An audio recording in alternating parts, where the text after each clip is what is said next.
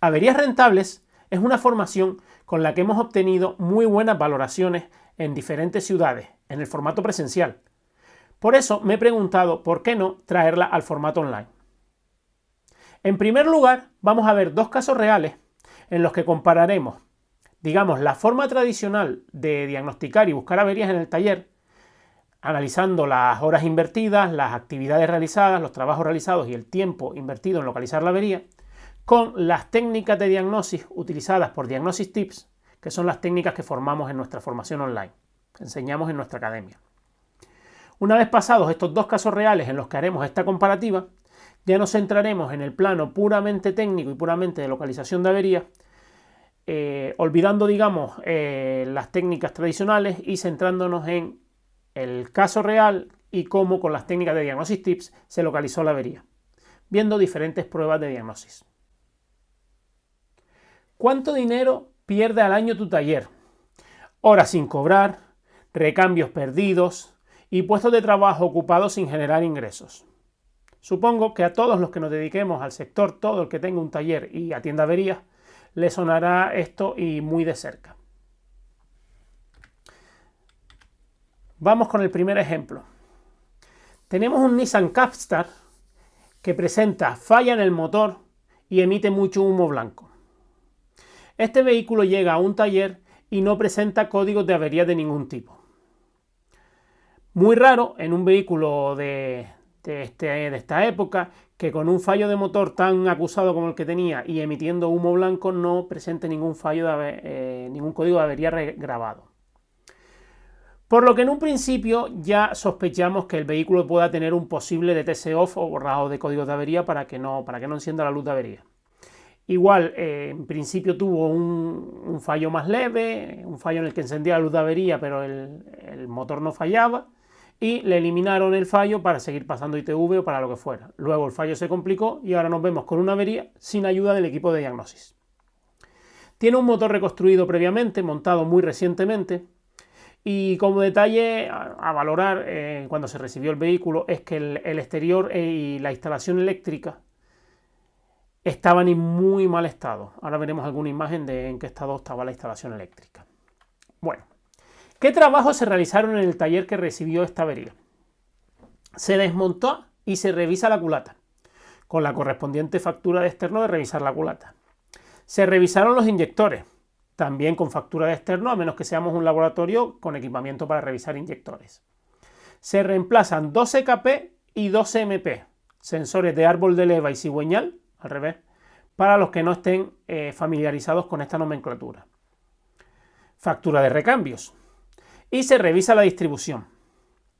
Vayan, digamos, haciéndose una idea de las horas de trabajo que conlleva esto y el gasto que conlleva esto para un taller. Y fíjense que en todo momento estamos hablando de trabajos realizados en lugar de diagnosis. Digamos que no tenemos ni idea de qué le pasa al vehículo, porque hasta el momento no sabemos qué le pasa al vehículo y ya hemos realizado todas estas actividades.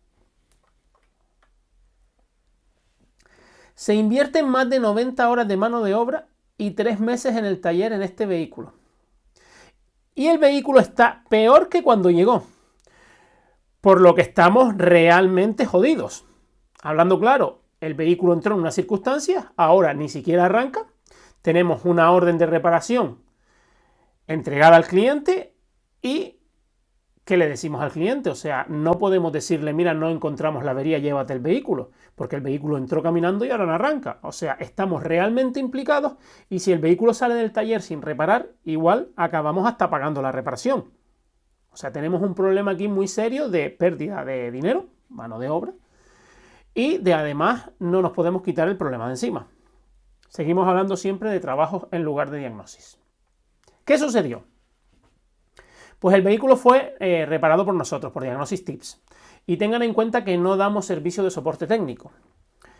Nosotros nos dedicamos a la formación y al final de esta formación entenderán por qué no damos ese servicio. Luego les explicaré por qué no damos servicio de soporte técnico. El diagnóstico se realizó en 12 horas. 12 horas por averías causadas en el taller. Con la metodología de nuestra formación se podía haber resuelto seguro en 6 horas. Y luego también les demostraré por qué. Y el diagnóstico se realizó sin desmontar absolutamente nada, simplemente accediendo al cableado del CMP y del CKP. ¿Qué nos encontramos? En primer lugar, se pinchó, como digo, una aguja al cable del sensor de la señal del sensor de árbol de leva abajo en azul y de cigüeñal en rojo. Y de primera ya nos encontramos que no tiene señal de sensor de cigüeñal. Y este es el motivo por el que el vehículo no arranca. Seguimos y, como vemos, la instalación estaba en muy mal estado. Pero bueno, comprobamos que había un cable roto, lo reparamos, pero comprobando que llegaba alimentación y masa, el sensor de cigüeñal seguía sin dar señal. Los sensores eran idénticos, pero idénticos es físicamente idénticos, no había ninguna diferencia, pero al revisar el esquema eléctrico nos damos cuenta que el CB9, árbol de leva, lo tenemos arriba en la parte superior, tiene en el pin 1 el positivo y en el 3 la señal. Mientras que si nos vamos al CB5 cigüeñal, tenemos en el 1 la señal y en el 3 un positivo que además viene de abajo, viene compartido. Por lo que vamos a ver, si el esquema eléctrico nos dice que los pines de los sensores no son iguales, pues no pueden ser iguales. Consultamos a Nissan, pedimos otro sensor de cigüeñal, nos vuelven a mandar el mismo, volvemos a consultar a Nissan. Tras mucho rebuscar nos dicen que hay una nota técnica en la que hay dos sensores diferentes, pero que Nissan hace años que decidió dejar de fabricar uno de ellos. Por lo que había que corregir la instalación y cambiar los pines para que funcionara el sensor. Nosotros no quisimos hacerlo inicialmente y quisimos buscar el recambio original porque, bueno, luego el vehículo puede ir a otro taller y este tipo de manipulaciones causan problemas muy graves a la hora de reparar el vehículo. Pero bueno, las notas técnicas también son de gran ayuda. Digamos que los primeros años de esas notas técnicas suelen ser de gran ayuda, pero con los años van quedando en el olvido, enterradas entre mucha documentación, mucha nota técnica y a veces acaban siendo un problema como fue en este caso. Conclusión, intercambiamos los pines y el vehículo ya tenía señal de cigüeñal. Como ven, no perdimos tiempo ni en reparar la instalación. ¿Por qué? Porque ya tenemos una sangría de horas enorme y nuestra filosofía es reparar el vehículo, localizar la avería en el menor tiempo posible. Si la instalación, aunque sea en ese estado, está funcionando y a mí me da señal, vamos a seguir trabajando, vamos a localizar la avería, que puede ser rentable o no repararla para el cliente, y una vez que sepamos qué le pasa al vehículo, reparamos todo. Por eso en un principio se cambiaron los pines, pero no se reparó la instalación más allá de lo necesario para hacer funcionar el sensor. ¿Qué nos encontramos? Pues nos encontramos con que ahora resulta que el motor sí se pone en marcha, pero a veces sí, a veces no y a veces se para. Seguimos revisando el vehículo y revisando los pines del sensor de cigüeñal, porque vimos que en la señal a veces teníamos señal, a veces se nos caía, a veces teníamos señal, a veces se nos caía, pues nos encontramos un pin completamente suelto y completamente holgado. Avería que ya claramente fue causada en el taller por coger los pines, la clema y ponerle la sonda del multímetro en muchos casos, a veces del osciloscopio, por el frontal del pin. Por favor, nunca, jamás utilicen una sonda de medición de multímetro de lo que sea en el frontal del pin, porque lo único que hacemos es dañar los pines y luego causar falsos contactos que causan averías en muchos casos complejas o difíciles de depurar. Reparamos el pin, lo dejamos en buen estado y seguimos trabajando. Y luego resultó que el vehículo arrancaba bien, siempre tenía sensor de cigüeñal en pantalla, como lo ven en azul, pero se paraba en ocasiones. En rojo abajo tenemos la señal de inyección del cilindro 1 y nos resultaba muy curioso, curioso, no tengo otra palabra que decir, que siempre se paraba cuando le tocaba inyectar al cilindro 1. Vamos a ver. Un motor circulando, se reproduce una avería y se para, pero se para en el momento en el que se reproduce la avería. No se para siempre justo cuando le toca inyectar al cilindro 1. Y como ven aquí tenemos la inyección del cilindro 1, tenemos el ruido de los otros 3 cilindros, le tocaba inyectar al 1 y se paraba. Lo revisamos varias veces, yo le dije al compañero Gustavo, que no me lo creo, pon el coche en marcha otra vez. Poníamos el coche en marcha y se paraba en el cilindro 1. Gustavo, pon el coche otra vez. Poníamos el coche en marcha y volvía a pararse en el cilindro 1. Entonces pensamos que puede ser que cuando le toca inyectar al cilindro 1, pues el motor, la unidad de control, comprueba el sincronismo entre cigüeñal y árbol de levas. Y si la posición de puesta a punto no es correcta, pues da orden, por software da orden de detener el motor. Por lo que revisamos el sincronismo de este vehículo, como luego veremos en el caso de un Nissan Qashqai, revisamos el sincronismo y nos dimos cuenta que al compararlo con una señal de referencia, pues que la cadena estaba estirada. Se cambió la cadena, se reemplazó la cadena de distribución y con esto el vehículo quedó funcionando perfectamente. Resumiendo, sin apenas desmontar nada, simplemente accediendo al cable del sensor de cigüeñal y al cable del sensor de árbol de leva, pinchando los dos cables, mirando la señal y con una pinza amperimétrica en la inyección del cilindro 1, hemos ido depurando las diferentes averías que tenía el vehículo, hemos ido depurando todos los fallos. Y recuerden todo lo que se hizo antes, si se desmontó culata, si se revisó inyectores, si se revisó la distribución y demás tareas que se hicieron en el vehículo. En este caso se ha resuelto como les digo, en 12 horas por los problemas causados en el taller, pero sin apenas más actividades, sin hacer nada más y sin desmontar nada en el vehículo, ahorrando pues de 70 a 12 horas de trabajo, 6 si no hubiera tenido averías causadas. Pues digan ustedes cuánto margen de beneficio hay ahí para ser más productivos en el taller. Ahora les pregunto, ¿quiénes de ustedes han perdido horas y horas por una avería compleja en el taller? ¿Cuántos de ustedes se han perdido alguna actividad con sus hijos, algún plan con la pareja, con amigos, etcétera, por decir, no, yo esta tarde cierro el taller a la hora que tenga que cerrar, pero me quedo trabajando para trabajar tranquilo sin que me interrumpan, buscando una avería?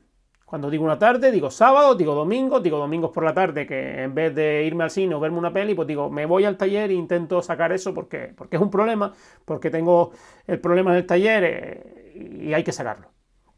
Pasa el tiempo, los críos cambian, nos distanciamos de los amigos, nos distanciamos incluso a veces de la pareja por estar todo el tiempo buscando problemas. Y sé que esto es un mal muy arraigado a la profesión y a todos los mecánicos en general. Y por supuesto no hace falta que les pregunte que hubiéramos preferido disfrutar de esos momentos con los críos, con la pareja, con los amigos o con quien nos apetezca. Vamos a ver otro caso para seguir analizando las dos formas de trabajar. Nos enfrentamos a una avería de un X5 que no acelera y a los 10-15 segundos de estar en marcha se para. Se trata de un 3000 biturbo que presenta el código de averías P0101, flujo de masa de aire, rango de funcionamiento. Y destacar también que el vehículo viene de otro taller con el presupuesto de un motor completo. ¿Qué se le hizo en el taller del que viene? ¿Vale? Este vehículo llegó a un taller que trabaja con, digamos, con nuestros procedimientos, con los procedimientos explicados en Diagnosis Tips. Es más, es uno de los talleres que nos proporciona averías y nos proporciona información para nosotros publicar casos reales y formar con casos reales. Y bueno, llegó a la puerta de este taller y anteriormente se le había hecho lo que ven en pantalla. Desmontar y reparar inyectores, correspondiente factura de externo. Vaciar y limpiar depósito de combustible. Reemplazar el filtro de gasoil. Medir presión de baja presión y medir presión de alta de combustible, por supuesto, estamos hablando.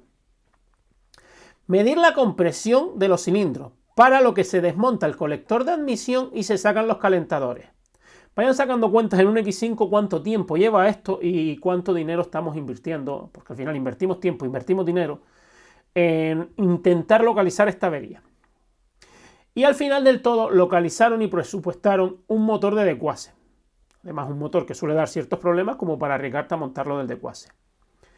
Y volvemos a hablar en todo momento de trabajos y trabajos realizados en lugar de diagnosis. No tenemos ni idea de qué le pasa al vehículo y hemos realizado todas estas tareas propias de reparación, más que de diagnosis. Aquí vamos a hacer un pequeño inciso y les voy a contar una cosita. Imaginemos dos personas que sufren un problema cardíaco. La de la derecha va a un cardiólogo que según entra por la puerta, el cardiólogo le dice, tómese usted esta pastilla y vuelva dentro de 2 o 3 meses a ver qué tal está. Y el de la izquierda va a otro cardiólogo que le dice, señor, vamos a hacerle un electrocardiograma, vamos a hacerle una prueba de esfuerzo, vamos a hacerle una prueba de una ecografía por contraste, o sea, vamos a hacerle una serie de pruebas diagnósticas y una vez que sepamos lo que usted tiene, pues le recetaremos el tratamiento, la medicación que corresponda para su problema. Imaginemos estos dos casos. ¿Qué sucede con el de la derecha 2 o 3 meses más tarde y qué sucede con el caso de la izquierda? Pues el de la derecha puede quizás no volver, puede volver con empeoramiento del cuadro clínico, puede volver con secuelas, puede volver, como digo, ya con daños irreparables. Y el de la izquierda con un diagnóstico bien hecho, con unas pruebas diagnósticas, se le receta una medicación propia al problema que tenga y 3 o 4 meses más tarde viene una revisión sin mayor problema. Esto en la mayoría de los casos. Y yo les pregunto, si se vieran en un problema de salud, ¿cuál de estas dos personas le gustaría ser? ¿A qué médico le gustaría acudir? ¿Al que le hace una serie de pruebas diagnósticas y le dice lo que ustedes tienen? ¿O al que empieza a probarles medicación a ver si acertamos o no acertamos? Supongo que está claro que todos elegiríamos o preferimos un profesional que trabaje de esta forma, de forma profesional y haga bien las cosas. Y mi pregunta es, ¿por qué en gran parte de los talleres se sigue trabajando de la forma, digamos, incorrecta, de la forma que nosotros con un problema de salud no querríamos para nosotros, de la forma menos profesional? Yo me dedico a reemplazar piezas, le pongo esta pieza que dice la máquina de diagnosis, ahora no es, le pongo otra pieza y me dedico a cambiar piezas hasta ver cuál es el fallo. Y mientras tanto, ¿quién paga? ¿El cliente? No lo sé. Al final aquí, ¿quién pagaría? ¿Nosotros? Seguimos con este pequeño inciso que creo que queda claro a dónde vamos y vamos a trabajar ahora con este vehículo haciendo una serie de pruebas diagnósticas. Pruebas diagnósticas que además cuando el vehículo llega a mi taller yo le puedo decir al cliente que le voy a cobrar directamente o le tengo que realizar una prueba diagnóstica. Si yo voy a un médico privado, pues las pruebas que me tiene que realizar las tengo que pagar. Y esas pruebas diagnósticas yo tengo un resultado que puede ser que se detecte la enfermedad ahí o no, pero yo pago mis pruebas diagnósticas. Entonces, cuando el cliente viene al taller, yo les propongo no cobrarle como hacemos en muchos casos. Mira, te voy a dedicar 2 horas a ver si doy con la avería y si termino esas 2 horas y no la doy, oye, necesito otras 2 horas más o necesito 4 horas más y voy cobrando horas sin que el cliente sepa muy bien lo que estamos haciendo. Y sin, digamos, en algunos talleres se pone un límite de seguridad o en otros no, en otros se sigue echando horas ahí, echando horas y perdiendo horas sin saber cuándo vamos a acabar o cuándo vamos a localizar esa avería.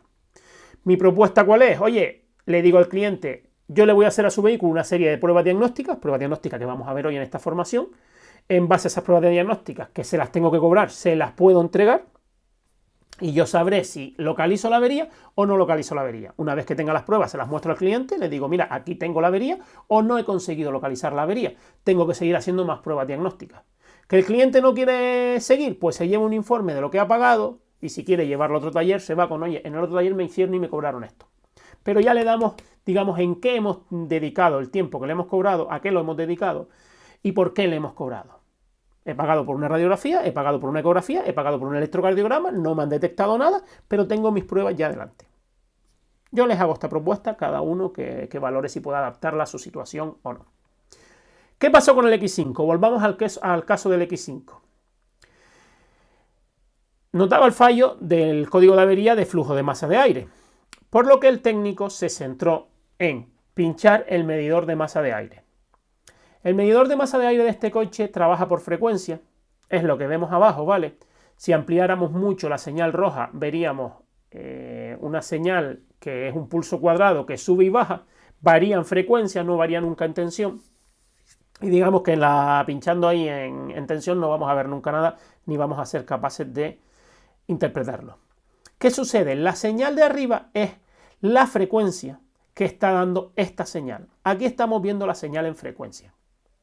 Y el técnico se encuentra que al acelerar el motor, la señal del medidor de masa de aire sube un poquito y luego entra aquí, digamos, en negativo. ¿Y por qué digo en negativo? Porque esta línea de aquí, que ven aquí es el valor que toma la señal cuando el vehículo está parado, pero está con contacto abierto, cuando el sensor tiene corriente.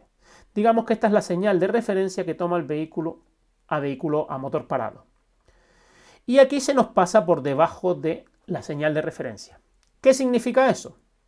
Pues nosotros tampoco lo sabíamos. Pero como trabajamos analizando las averías, pues vamos a ver cómo lo descubrimos. En primer lugar, se cogió el medidor de masa de aire, y no sé si ven aquí la flecha, pero indica que el sentido correcto del aire es en el que se le está dando aire, ¿vale?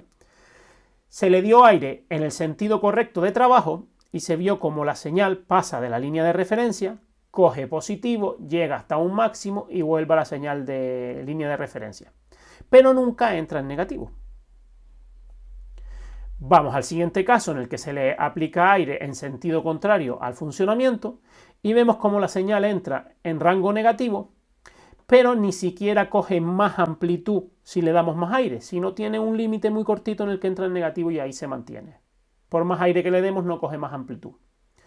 Por lo que sabemos con seguridad que el motor está soplando aire por la admisión. A partir de ahí se le hizo la prueba de presión de cárter, que es otra prueba que también enseñamos en nuestra academia online, una prueba para diagnosticar muchas averías midiendo la presión que hay en el cárter, y se vio que la presión que hay en el cárter era muy alta y además el aire que salía del cárter estaba caliente. Pues presión alta en el cárter y aire caliente, nos fuimos a revisar el turbo y resulta que el turbo tenía la caracola de escape completamente gripada, atascada, y la caracola de admisión suelta con el eje partido. Se le reemplazó el turbo y el vehículo quedó reparado sin invertir las horas de trabajo que se habían invertido en cambiar piezas y en desmontar el motor anteriormente, y se llegó a un diagnóstico claro con el que después de realizar un diagnóstico se hizo los trabajos de reparación. Y aquí sí hablamos de diagnosis en lugar de trabajo. El técnico se centró en la avería registrada en la unidad, analizó y comprobó el sistema y entendió el sistema, estudió la avería con un procedimiento mínimamente invasivo y tengan en cuenta que este taller consigue una muy buena rentabilidad, el taller que reparó este coche consigue una muy buena rentabilidad en averías complejas y además de ganarse un nuevo cliente de un vehículo de alta gama. Este taller consigue un 70% de averías que entran en el taller, les gana dinero. En un 10% empata, ni gana ni pierde dinero. Y en un 20%, si en el 70% gana y en el 10% empata, ¿qué tenemos con el 20% restante? Pues no pierde. No estén pensando en que pierde. Con el 20% restante aprende. ¿Y por qué digo que aprende? Porque la única forma de llegar a alcanzar estos números, de llegar a alcanzar que el 70% de las averías que entren por la puerta de tu taller te hagan ganar dinero y con el 10% no ganes, pero tampoco pierdas dinero, es utilizando el tanto por ciento de averías que tengas con las que pierdes tiempo para aprender. Para aprender en el sentido de que me lleva mucho tiempo, pierdo tiempo, pero en el momento que localizo la avería y reparo el vehículo, no digo, saca ese coche de aquí corriendo y que se lleve de aquí el coche sin entender lo que estaba pasando. ¿Por qué? Porque entonces he perdido tiempo, he perdido dinero y no he ganado ni experiencia, ni siquiera he aprendido. La única forma de alcanzar estos números es tomar cada avería que me suponga una pérdida de tiempo para aprender. Y poquito a poco los números de averías rentables empezarán a subir y llegaremos a un porcentaje muy alto como en este caso. Porcentaje muy alto además en un taller que suele recibir muchísima avería muy compleja y de vehículos de alta gama. O sea, no estamos hablando de que tenga esos números con averías sencillas. No, recibe y atiende averías muy complejas. Muchas de ellas son las que acaban luego documentadas como formación en nuestra web. Documentadas como lecciones y como formación de caso real, qué le sucede al vehículo, qué dice el equipo de diagnóstico y cómo lo resolvemos. ¿De acuerdo? Antes de continuar con los casos prácticos, quiero decirles que en la descripción del vídeo tendrán un enlace con un acceso gratuito a 6 lecciones de Diagnosis Tips.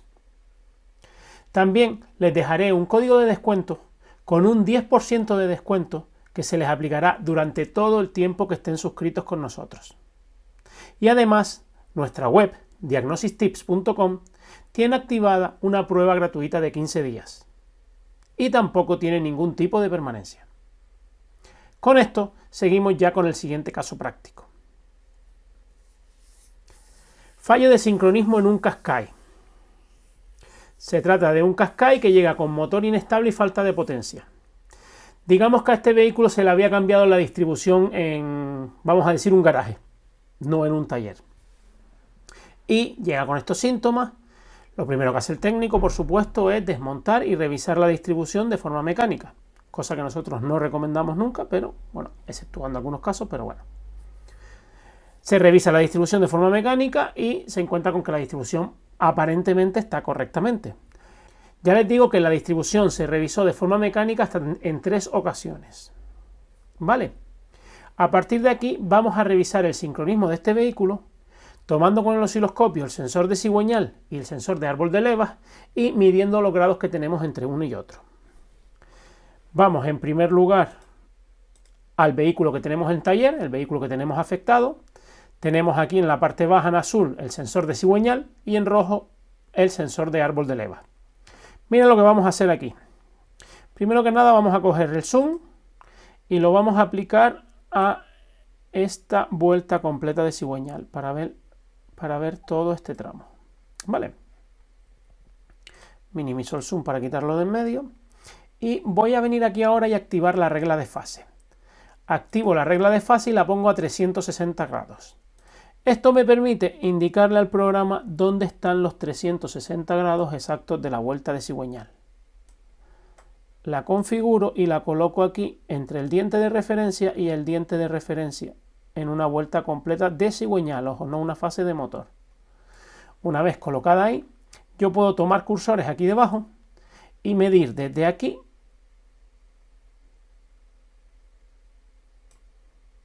hasta que incluso lo puedo poner aquí a 0 grados y se coloca perfectamente, hasta la subida del árbol de levas. Y aquí tenemos una diferencia de 78 grados, ¿vale? Desde que llega la marca de referencia del cigüeñal hasta que sube el árbol de levas. Vamos a ver qué pasa ahora con una señal de referencia que nosotros hemos tomado de la biblioteca Pico, pero se puede tomar de la biblioteca Pico, de otra biblioteca de señales o de un vehículo con la misma gestión electrónica, tiene que ser igual, que sepamos que está en perfecto funcionamiento. Cambiamos aquí y tomamos el otro vehículo, ¿vale? Vamos a coger el zoom y hacer exactamente lo mismo. Coger una vuelta completa de cigüeñal. Minimizamos zoom, lo apartamos aquí, activamos regla de fase para poder medir grados, 360 grados, y le indicamos dónde están los 360 grados de una vuelta de cigüeñal. A ver si lo pongo preciso. Lo pongo aquí y con este lo pongo aquí. Volvemos a tomar cursores, cogemos este y lo ponemos a 0 grados si quieren. Vean cómo se coloca solo, donde empieza la regla de fase. Miren aquí los 0 grados, aquí los 360. Y tomamos el siguiente cursor y lo ponemos en la subida del árbol de levas. Y tenemos 46 grados, cuando antes teníamos 78 grados. O sea, una diferencia muy, muy importante.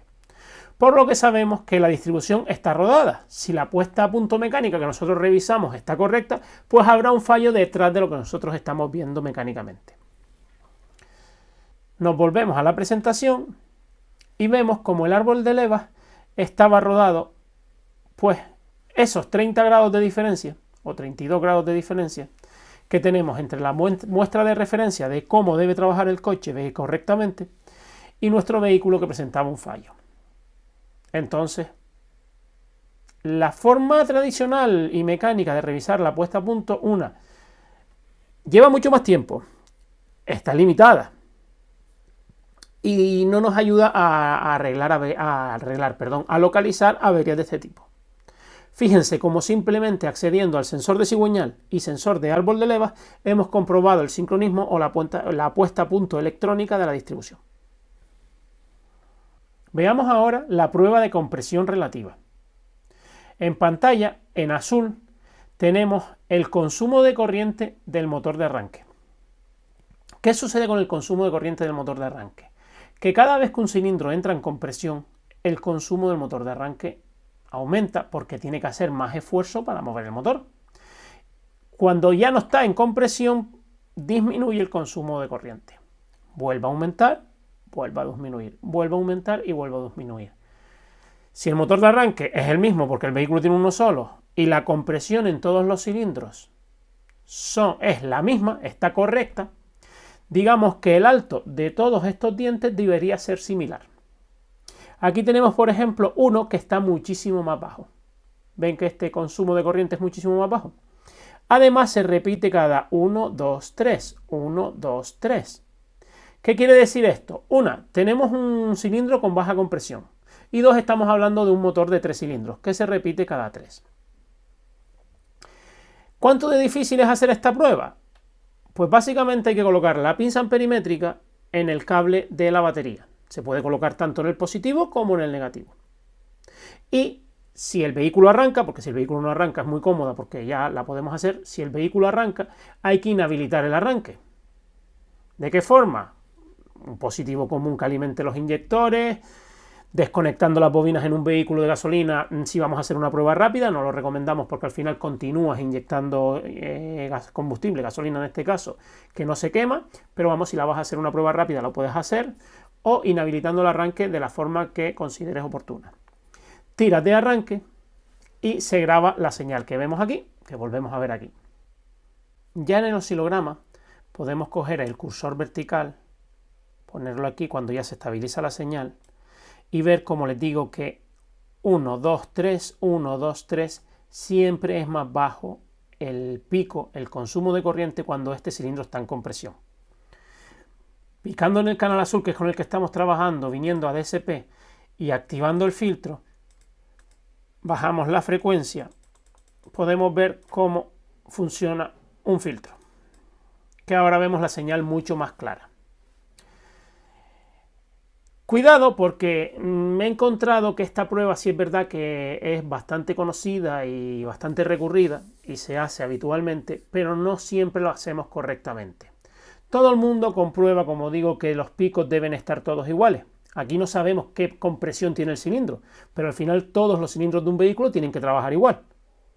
Entonces, si no están iguales, ya tenemos un problema. Una prueba rápida que se hace en 5 minutos, con la que se ahorra un montón de tiempo y ya a partir de aquí ves si tiras por un problema mecánico de compresión o sigues caminando por otro sitio con el problema del vehículo. ¿Qué sucede? Que me he encontrado casos en los que algún alumno me ha dicho, oye, no me fío de esa prueba porque yo la uso habitualmente y una vez me salían todos iguales y resulta que ningún cilindro tenía compresión y me salían todos iguales pero estaban todos mal. Vale.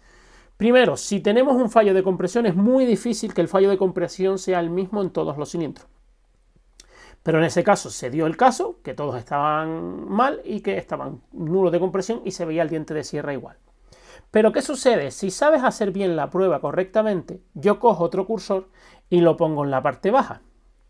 Y vemos aquí como entre la parte baja y la parte alta tenemos una diferencia de 87, casi 90 amperios. ¿Vale? En el caso de que el motor no tuviera ninguna compresión, podrían estar todos los dientes iguales, pero tendría que estar a lo mejor en este rango, a lo mejor con menos de 20 amperios de consumo en las rampas de subida. Y eso, por supuesto, no puede ser. Tengan en cuenta que aquí estamos hablando de un vehículo de 3 cilindros gasolina.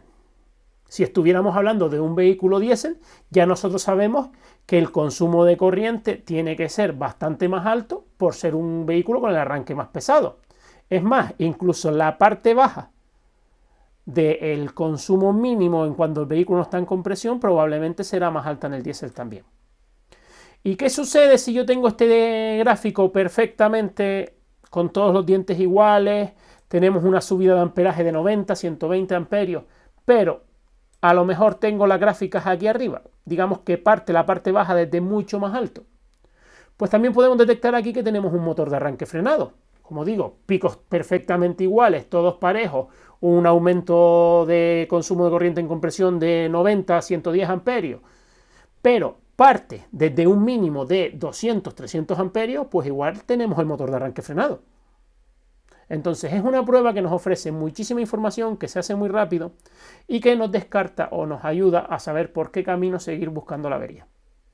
Otro comentario que nos suelen hacer muy habitualmente es que no confían en la fiabilidad de la prueba o que no se creen que la prueba sea fiable, que simplemente con una pinza amperimétrica yo pueda saber si la compresión de los cilindros está entre todas igual. Como digo, es compresión relativa porque lo único que hacemos es una comparativa entre todos.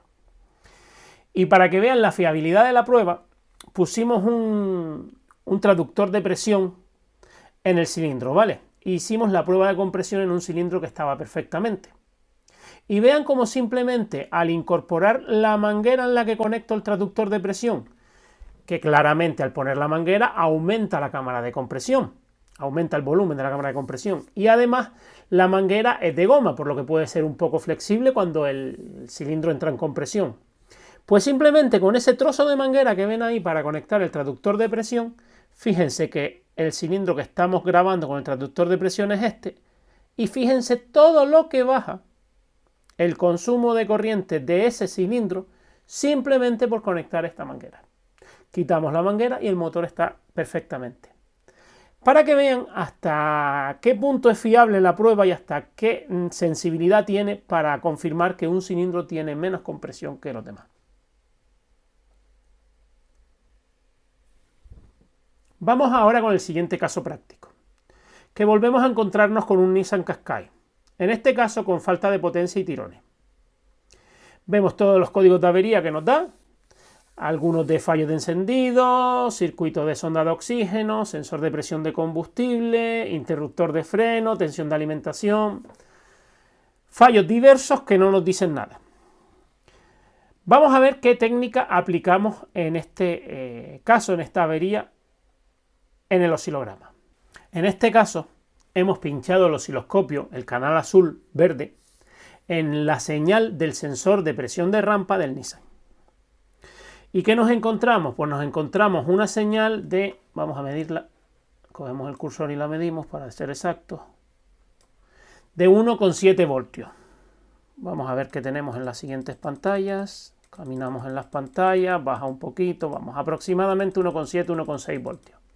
Un sensor que trabaja entre 0,5 y 4,5, pues en principio alguien que revise esta señal puede decir que está correcta y seguir a buscar otra posible causa o no, digamos, indagar más en el sensor de presión de combustible. Pero fíjense bien lo que vamos a hacer, ¿vale?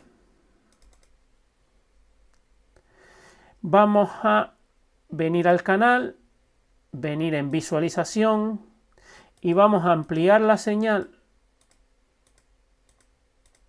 hasta 11, 12, 14 veces. Ahora cogemos aquí la desviación y vamos a bajarla para ver si recuperamos la señal que al ampliarla se nos fue muy arriba. Damos 15 veces de ampliación y volvemos a tener la señal en pantalla. A simple vista seguimos, por supuesto, la misma señal, está a 1,7 voltios, pero no vemos absolutamente nada. Por mucho que yo cambie de pantalla, lo único que vemos es una señal que va fluctuando al estar muy ampliada. Tengan en cuenta que lo que hemos hecho es ampliar la visualización como si lo hubiéramos dado, la hubiéramos estirado. No vemos nada. Me vengo al canal A, activo el filtro y activo este filtro. Y vean lo que vemos ahora en el sensor de presión. Voy a coger el zoom y voy a hacer zoom aquí. Fíjense lo que vemos en el sensor de presión de rampa. La señal no es estable, la señal tiene diversos escalones de subida y bajada. Si estamos mirando la presión de rampa, ¿por qué creen ustedes que puede haber escalones de bajada o subida? Pues sí, porque cada vez que abre un inyector, la pequeña, digamos, microdescarga de presión es captada por el sensor de presión de rampa. Y por supuesto tenemos 4 inyectores iguales, 4 en este caso, 4, 6, 12 los que tengas. Pero la descarga debería ser igual en todos. Y aquí tenemos claramente cómo esta descarga es mucho más grande, pero además 1, 2, 3, 4, se vuelve a repetir una descarga muy grande cuando vuelve la siguiente fase de motor. Y se vuelve a repetir 1, 2, 3, 4 cuando vuelve a repetir. Si lo tomamos con los cursores verticales, vamos a cerrar esto para quitarlos.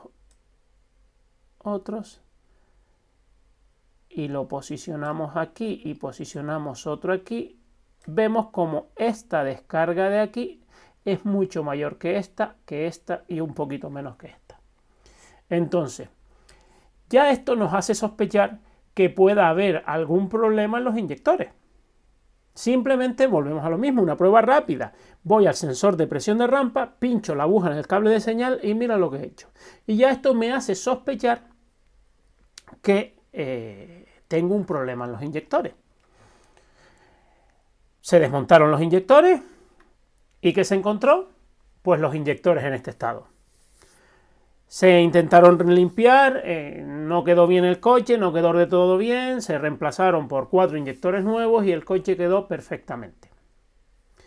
Y fíjense ya lo que hemos ido viendo hasta ahora. Hemos visto una prueba para comprobar la distribución, el sincronismo, la distribución eléctrica sin desmontar absolutamente nada, simplemente pinchando 2 cables. Hemos visto una prueba para confirmar si la compresión de los cilindros es, digamos que toda igual, todos los cilindros con la misma compresión, para comprobar la compresión de forma relativa. No quiero decir que con esa prueba ya no se haga una prueba de compresión, sino que a partir de ahí decido si sigo trabajando con una prueba de compresión o ya me voy a buscar la avería por otro lado. Y luego hemos visto una forma de comprobar los inyectores de forma también muy rápida, simplemente pinchando el cable del sensor de presión. Por lo que díganme ustedes, opinen, dejen comentarios de si creen de verdad o no que con este tipo de técnicas y dominando este tipo de técnicas se ahorra muchísimo tiempo en el taller y nos volvemos muchísimo más productivos en lo que es la localización de averías. Pero bueno, vamos a continuar con otro caso más. En este caso vamos a ver 2 fallos de vehículos que presentaban, digamos, código de avería relativo a la mariposa de admisión. Digamos que son la misma mariposa de admisión, el mismo código de referencia de pieza. Estamos hablando de un Audi A3 y de un Skoda, pero que con los mismos síntomas presentaban 2 averías diferentes. ¿Qué es otro de los motivos por los que nosotros no estamos muy de acuerdo con esa asistencia técnica de oye, tengo este tipo de motor, con este coche, con este fallo, dime lo que tiene? Digamos que el vehículo con los mismos síntomas, las causas de una avería pueden ser muy diferentes. Y antes les decía que nosotros no damos asistencia técnica porque nosotros trabajamos de esta forma. Nosotros analizamos los oscilogramas, analizamos la avería entendiendo lo que está pasando en el vehículo. Entonces, por mucho que ustedes me digan, tengo un código de motor, un modelo con un fallo en concreto, pues yo no les voy a poder ayudar, ni yo ni ninguno de los compañeros, porque digamos que tampoco estamos todos los días en el taller, estamos volcados en la formación, estamos volcados en este proyecto y no conocemos de memoria fallos de este tipo. Que si conocemos cómo analizar el sistema y con los oscilogramas, con las pruebas diagnósticas que les he venido diciendo toda la formación, actuar en consecuencia, analizar el sistema y localizar la avería. Vamos a ver este caso que tenemos en el primer caso, el Audi A3 con este tipo de motor y que dice fallo electroválvula control de relentín. El motor no acelera y se queda a 1200 revoluciones. Volvemos de nuevo a ver el oscilograma del vehículo. Ahora tenemos en pantalla el oscilograma de este caso, en el que tenemos en los canales A y B las 2 señales redundantes del sensor de posición de la mariposa de admisión. Son 2 señales redundantes en las que además son, digamos, opuestas. Cuando presionamos el pedal de acelerador, una sube y otra baja. La de abajo la roja iría desde 0,5 hasta 4,5 voltios y la alta desde 4,5 hasta 0,5. Son señales opuestas por seguridad, por tratarse de una mariposa de admisión. Vale, ¿qué hacemos en este caso? En este caso utilizamos los canales matemáticos. ¿Y qué son los canales matemáticos? Digamos que vamos a poner en pantalla otra gráfica que no es captada del vehículo, sino que es calculada con las gráficas que tenemos en pantalla. ¿Qué canal matemático vamos a poner? En este caso lo tenemos ya configurado y vamos a poner la señal A más la señal B, que lo que hace es sumarla.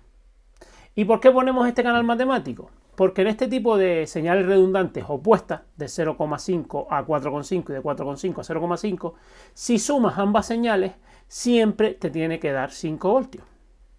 Y es la forma en la que la unidad de control comprueba que estas señales redundantes están trabajando de forma correcta. Si vemos la suma, cogemos el cursor y vemos que está en torno a los 5 voltios, ¿vale? Queda perfectamente aquí los 5 voltios, ¿vale?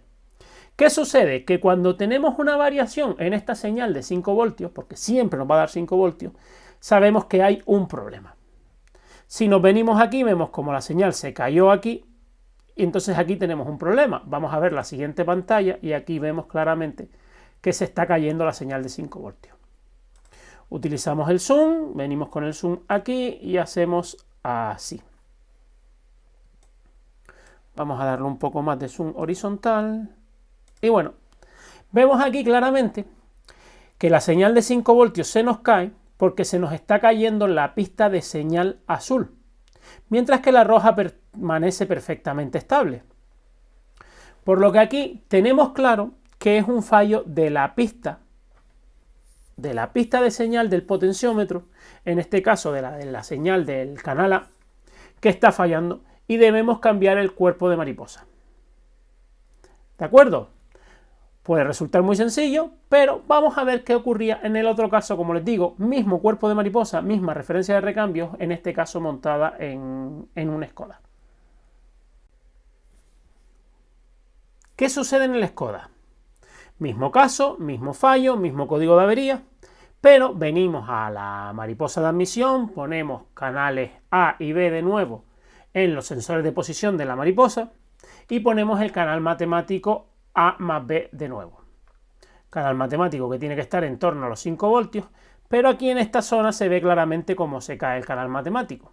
Y no cómo se cae el canal matemático, sino que se cae tanto en el potenciómetro, en la señal roja, canal B, como en la señal azul, canal A. Y se nos caen exactamente en la misma posición. Pregunta: ¿es posible que dos sensores, digamos dos potenciómetros, caigan exactamente en la misma posición? Cojo el cursor y justo en el mismo momento se van los dos potenciómetros redundantes abajo. Lo veo poco probable o imposible, porque encima recupera de nuevo la misma posición. Entonces, comprobamos esquema eléctrico y los dos sensores redundantes tenían la misma alimentación y la misma masa, compartían alimentación. Por lo que en este caso era un fallo de alimentación. Y si hubiéramos cambiado el cuerpo de mariposa, uno, hubiéramos perdido mucho tiempo, como hablamos siempre, y dos, hubiéramos comprado un recambio que a ver si luego nos devuelven o no nos permiten devolverlo, que no era el fallo del vehículo. Se ve claramente que se caen los dos potenciómetros abajo, no pueden ser fallo de los dos potenciómetros. Nos vamos a revisar la alimentación y tenía un fallo en la alimentación del sensor. Otro caso más de cómo estas técnicas son muy aprovechables, muy rentables, aunque parezca que no. Obviamente hay que formarse, obviamente hay que aprender a dominarlas, pero una vez que se empiezan a dominar y se empiezan a conocer, son muy rentables en el aumento de productividad en la localización de averías. Y ahorramos muchísimo tiempo y por lo tanto muchísimo dinero sabiendo aplicar este tipo de técnicas en la diagnosis. Porque no intervenimos el vehículo hasta que tenemos claro dónde está el problema. En este caso no hubiéramos desmontado ni el cuerpo de mariposa. A continuación, no tenemos ninguna avería, sino que hemos cogido un vehículo en perfecto estado y le hemos causado un fallo de compresión y un fallo de combustión, simplemente sacando una bujía y desconectando una bobina. Y les voy a enseñar, simplemente pinchando en el sensor de cigüeñal del vehículo, simplemente accediendo a este sensor y sacando la señal de cigüeñal del vehículo, cómo detectar si se trata de un fallo de combustión o de un fallo de compresión. Lo veremos con la señal que tienen en pantalla. En azul tienen la señal de cigüeñal del vehículo y debajo tienen un canal matemático. Esta es una de las dos, que hay que averiguar si es fallo de compresión o fallo de explosión. Y debajo tenemos el otro caso. Y como siempre, vamos a verlo con los oscilogramas. En pantalla tenemos el primer caso en el que en el canal A azul tenemos el sensor de cigüeñal del vehículo. Y debajo tenemos el canal matemático de energía del cigüeñal. ¿Vale? Un canal matemático que hemos puesto y hemos configurado sobre la señal A. Recuerden, no es una señal captada del vehículo. Es un canal que se calcula, se configura aquí y que lo hemos calculado sobre la señal A sensor de cigüeñal que hemos extraído del vehículo. ¿Qué podemos ver en el canal de, digamos, energía del cigüeñal? Aquí tenemos como un cilindro aumenta la velocidad del cigüeñal y se frena cuando hay una compresión. Vuelve a aumentar la señal de cigüeñal y se frena cuando hay una compresión. Vuelve a aumentar la energía del cigüeñal y ¿qué tocaría aquí? Si seguimos el mismo ciclo que tenemos aquí de bajada, tenemos el mismo ciclo aquí de bajada, aquí nos tocaría hacer una compresión y tendríamos que frenar el cigüeñal y volverlo a acelerar. Pero lo que hace es que alarga esa compresión, no se frena y lo junta casi con la siguiente compresión, que vuelve a acelerar el cigüeñal, frenar, acelerar, frenar, acelera y vuelve de nuevo a que no hay esa compresión. Ven como si tengo la compresión aquí que frena el cigüeñal, tengo la compresión aquí que frena el cigüeñal, pero aquí me faltaría la compresión. A este vehículo le falta compresión. Es el vehículo al que le hemos sacado la bujía. Vamos a ver qué sucede en el otro caso. Si cambiamos al otro caso, tenemos la misma señal de cigüeñal y vemos el canal de energía, ¿vale? El canal de energía en el cigüeñal. Se acelera un cilindro, se frena en compresión, se acelera el cigüeñal, perdón, se frena en compresión, se vuelve a acelerar, se frena y no se acelera. No hay rampa de subida, no hay combustión, no hay explosión. ¿De acuerdo? Se frena. Volvemos a lo mismo. Se acelera, se frena, se acelera en combustión, se frena en compresión, se acelera, se frena y no hay rampa de subida. En este caso tenemos un fallo de explosión en el cilindro y en el caso que veíamos anteriormente tenemos el fallo de compresión.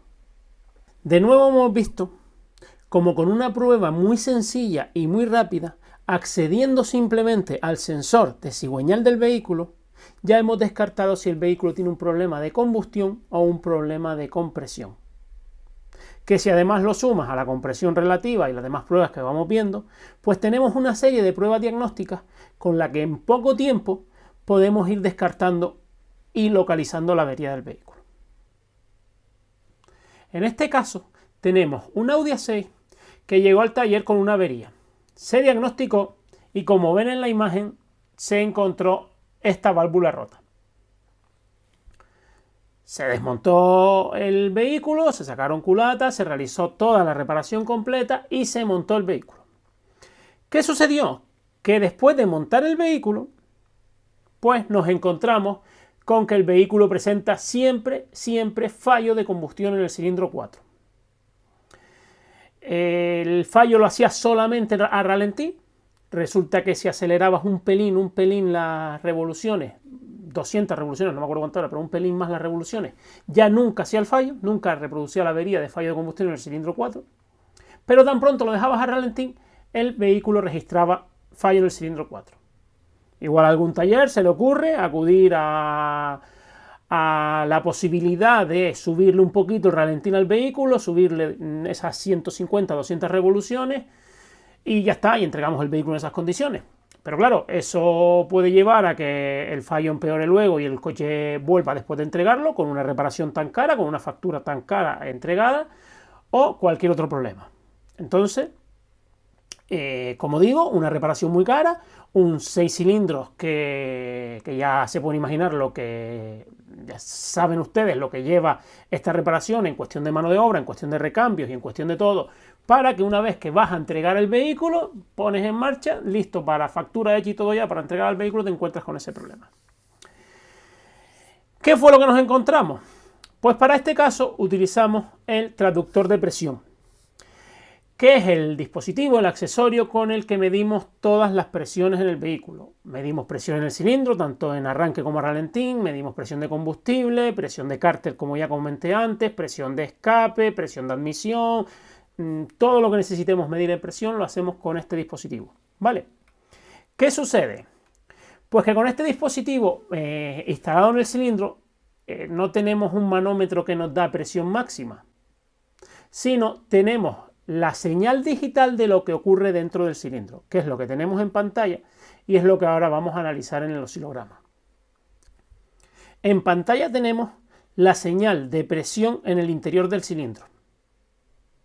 En este caso otro cilindro, no el 4 que está fallando, sino otro que hemos cogido para realizar una comparación, porque al final tenemos 6 cilindros, nos falla siempre el 4, pues comparamos con los demás. Hemos puesto el sensor de presión en el cilindro y tenemos aquí que vemos la compresión del cilindro, la explosión, el escape, la admisión y de nuevo volvemos a ver la compresión. Para verlo de forma más clara, vamos a activar la regla de fase, la activamos a 720 grados y con 4 divisiones. Nos venimos aquí y colocamos la regla de fase justo en una vuelta completa en una fase completa de motor, 2 vueltas de cigüeñal. Vamos a darle un poco al zoom horizontal y vamos a dejarlo aquí. Minimizo el zoom y lo pongo aquí arriba. Tenemos la compresión máxima de este cilindro y volvemos a tener la compresión máxima de este cilindro. Si lo divido en 4 partes, tengo el tiempo de explosión del cilindro, el tiempo de escape, el tiempo de admisión y el tiempo de nuevo de compresión. ¿De acuerdo? Se ve claro, ¿no? 0 grados, 720 grados, 2 vueltas de cigüeñal, una fase completa de motor. Entonces, si tenemos estos 4 tiempos, aquí me hace la explosión y aquí me empieza el escape. Teóricamente aquí me tendría que empezar el escape. Si nos venimos aquí lo podemos poner exactamente a 180 grados. ¿De acuerdo? ¿Qué sucede, digamos, aquí cuando el cilindro baja en explosión? Llega un momento en el que voy a coger el cursor vertical y lo voy a poner aquí. Si se fijan aquí son 0 bares. Aquí tenemos presión atmosférica. En esta línea tenemos presión atmosférica. Pero cuando el cilindro va bajando llega un momento en el que hace vacío y pasa por debajo de la presión atmosférica. Vamos a darle un poco más de zoom aquí, a ver si me ubico, y me ubico aquí y un poco más de zoom vertical y lo ubicamos aquí. Vale, veníamos en el cilindro, baja en explosión, llega a la línea de presión atmosférica y pasa por debajo haciendo vacío. ¿Qué sucede en este punto? Que el cilindro tiene vacío y de repente se iguala a presión atmosférica. Pues en este punto, en el momento en el que la curva cambia de línea de bajada a línea ascendente a querer igualarse con la presión atmosférica, tenemos el momento en el que abre la válvula de escape. Tenemos un recipiente en vacío, si le abres la tapa, ¿qué hace? Se iguala a presión atmosférica. Pues tenemos el cilindro en vacío, se abre la válvula de escape, aquí se abre la válvula de escape, se iguala a presión atmosférica. Y digamos que vamos a medir, o vamos a llamar más bien esta diferencia, que la tenemos aquí de 36,3 grados, digamos al adelanto de apertura de escape. Ojo que estamos hablando de dinámica de gases, pero el escape teóricamente tendría que empezar aquí a los 180 grados y aquí se está abriendo la válvula de escape. 36,3 grados de adelanto de apertura de escape. Vamos ahora a activar, que lo tengo en esta misma pantalla, el canal B. Vamos a quitarle zoom para verlo. Y zoom horizontal.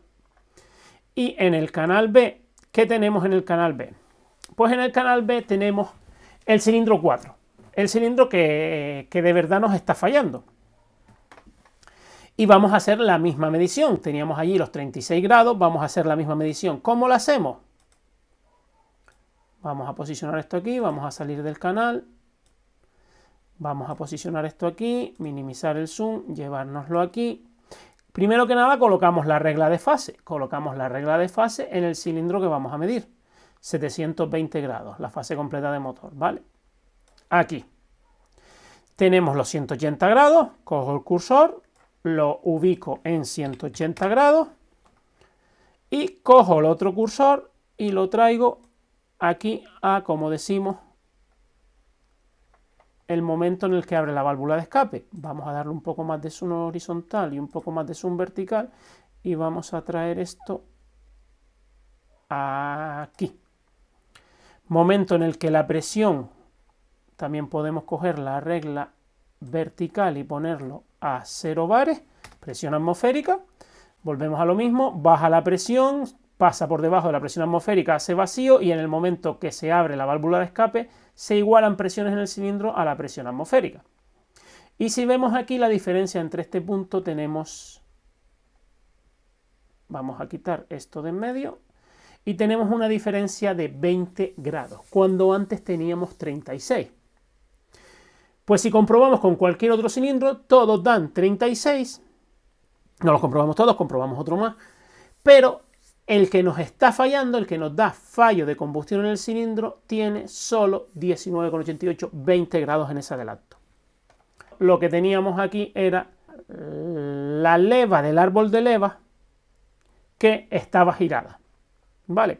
En este caso, por la avería, por la situación que se dio en el cilindro, pues resulta que la leva del cilindro 4, voy a poner aquí, si pulso 1 a 1 se va el zoom, la leva del cilindro 4 se dio y se giró.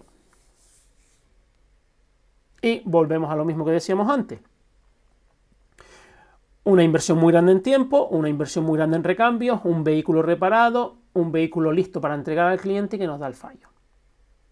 Díganme ustedes cuánto vale una técnica como esta para poder localizar esta avería y solucionar ese problema que se convierte en un problema económico muy grande para el taller.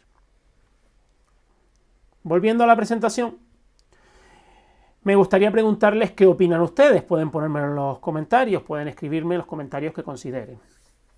Creo que hemos visto durante todo el vídeo, digamos, técnicas en las que claramente se ahorra muchísimo tiempo en la diagnosis y localización de avería, volviéndonos al dominar estas técnicas muchísimo más productivos en estas tareas y, por supuesto, aumentando la productividad y la rentabilidad del taller. ¿Que las técnicas que hemos usado toda la vida, las técnicas de taller de toda la vida, funcionan? Sí, por eso me encanta este dibujo. Nadie dice que no funcionen. No digo que no sean técnicas con las que se pueda trabajar. Pero sí es verdad que en este estar siempre trabajando, no tengo tiempo, la cantidad de trabajo y saturación de trabajo que tienen ahora mismo los talleres, no tengo tiempo para parar, no tengo tiempo para aprender, a lo mejor nos hace que se nos escapen técnicas de diagnosis, técnicas de trabajo, que podrían ser mucho más rentables y mucho más productivas. Que simplemente tenemos que parar un momento, dedicarnos a formarnos, dedicar tiempo a la formación y a partir de invertir ese tiempo, digamos que si le cambiamos las ruedas a esta carreta, no solo haremos el mismo trabajo más rápido, más eficiente, más productivo, sino que nos cansaremos mucho menos.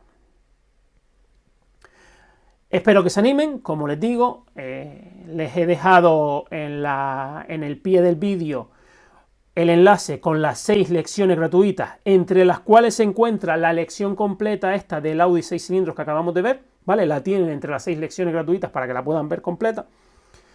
Les invito a ver esas 6 lecciones, son 4 de diagnosis y 2 de vehículo eléctrico, pero entre esas 4 está la del Audi. Además tienen las 15 días de prueba gratuitos si se suscriben a la web a ver nuestra formación. Tienes 15 días de prueba y además les dejo en la descripción del vídeo también el código de descuento con el que tendrán un 10% de descuento de forma permanente todo el tiempo que quieran estar suscritos a nuestra web y formándose con nosotros. Que como digo no tienen ningún tipo de permanencia y pueden estar el tiempo que quieran y volver cuando quieran. Eso sí, el código de descuento estará activo hasta el 31 de diciembre de este año y luego volverá a estar disponible el precio normal de la web. Sin más, me despido. Espero que les haya resultado muy interesante este vídeo, muy productivo y espero verlos pronto por nuestra academia, formándose y evolucionando en estas técnicas de diagnosis. Muchas gracias y hasta la próxima.